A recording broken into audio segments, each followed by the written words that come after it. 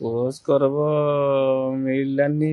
କାଲି ତ ଅଗ୍ନିଶମ ବାହିନୀ ନାଗିଛନ୍ତି ଏପର୍ଯ୍ୟନ୍ତ, କିନ୍ତୁ ଅନିଲ ଯିଏକି ତାର ଆମେ ତାକୁ ଜଗିଛୁ ଏଠି, ତା ଲାଷ୍ଟଟା ଦେଖିବା ପାଇଁ। ଆମେ କେମିତି, ସେ ଗୋଟେ ଗରିବ ପିଲାଟା ଏଠି ଆସିକି ପଥର ମନ୍ଦିରରେ ରହିକି 7 ବର୍ଷ ହେଲାଣି ଆସି ବୋତଲ ଫୋତଲ ଗୋଟେଇ ପେଟ ପୋଷୁଥିଲା। କାଲି ଅଜଣାରେ ଆସି ଏଠିକି ଗାଧୋଇବାକୁ ଆସିଥିଲା, ତା ବୋତଲ କ'ଣ ଗୋଟେଇଛି, ଗୋଡ଼ ପାଦ ଖସି ଯାଇଛି। ମୁଁ କାହିଁ ଡ୍ୟୁଟି ପଳେଇ ଯାଇଥିଲି, ମୁଁ ଆସିଲା ବେଳକୁ ଜାଣିଲି ଯେ ଏଇସବୁ ଘଟଣା ଘଟିଛି 5ଟା ବେଳକୁ। ଆପଣଙ୍କ ଘର ପାଖରେ? ହଁ, ଏଇଠି ଆମ ଘର ପଥରବନ୍ଧ ଆଜ୍ଞା। ନା ସେ ଏଇଠି ଆସି ରୁହେ, ବସା ଉଠା କରେ, ମଣ୍ଡପ ଫଣ୍ଡପରେ ଶୁଆଶୁଇ କରେ, ଆ ଦୁଆର ତା ଦୁଆର ଶୁଆଶୁଇ କରେ, କିନ୍ତୁ ଯାଇ ବୋତଲ ଗୋଟେଇ ତା ପେଟ ପୋଷେ। ସିଏ ସବୁଦିନ ଆସିଲା କ'ଣ ଭୁଲ ଭାଲ ହେଲା ତାର, ସେ ସବୁ ନିଶା ଖାଆନ୍ତି ବା? ନାଇଁ, ନିଶା ଖାଇବାର ମୁଁ ତାକୁ ବିଶେଷ ଦେଖେନି, କିନ୍ତୁ ସେ ସଦାବେଳେ ତାର ଭଲ ମାଇଣ୍ଡ ରୁହେ। କିନ୍ତୁ ଅବଶ୍ୟ ସେ ବୋତଲ ଗୋଟେଇ ତା ବାଟରେ ସେ ତା ପେଟ ପୋଷା ସେ ଚଳେ। କିନ୍ତୁ ତାର ବାପା ମା ଏଠି ନାହାନ୍ତି। ତା ଘର କେଉଁଝର। ରାତିରେ ଖୋଜାଖୋଜି ବନ୍ଦ ରହିଥିଲା? ହଁ, ରାତି 7ଟା ପର୍ଯ୍ୟନ୍ତ ଖୋଜାଖୋଜି କଲେ, ବର୍ଷା ହେଲା ପରେ ପଳେଇଲେ।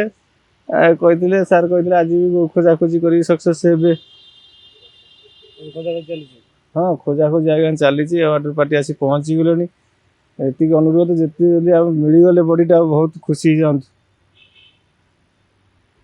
ସବୁ ପାଣି ଏଠିକି ଆସୁଛି ଭୁବନେଶ୍ୱର? ହଁ, ଯେତିକ ଭୁବନେଶ୍ୱରର 6 ନମ୍ବର ମେଡ଼ିକାଲ ପାଖରୁ ଆଉଛି ଏଠୁ ପାଣି।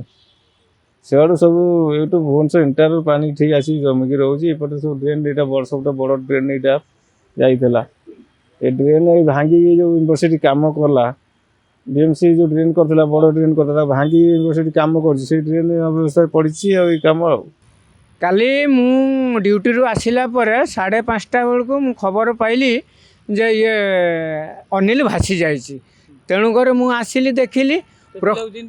ଆଜ୍ଞା, ତାଙ୍କ ଗାଁ ହେଲା, ଡିଷ୍ଟ୍ରିକ୍ଟ ହେଲା କେନ୍ଦୁଝର, ତାଙ୍କର ଗାଁ ନାଁ ହେଲା ଖଟଗଡ଼, ତାଙ୍କ ବାପା ନାଁ ହେଲା ଗୌତମ ସେଠୀ, ଆଉ ତାଙ୍କ ପୁଅ ନାଁ ହେଲା ଅନିଲ ସେଠୀ।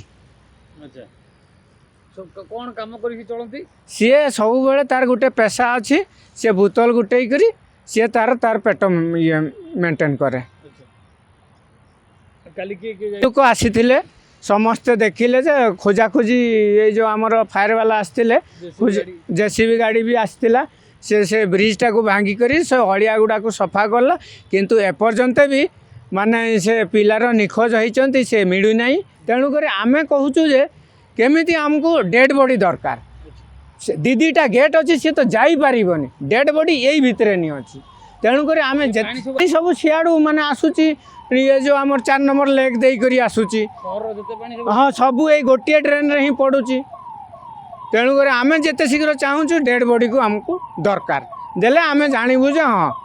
ତେଣୁକରି ଆମେ ହଁ, ନିଶା ତ ଖାଏ, ପ୍ରବଳ ନିଶା ଖାଏ। ସେ ହାଣ୍ଡିଆ ନହେଲେ ବଞ୍ଚିପାରିବନି।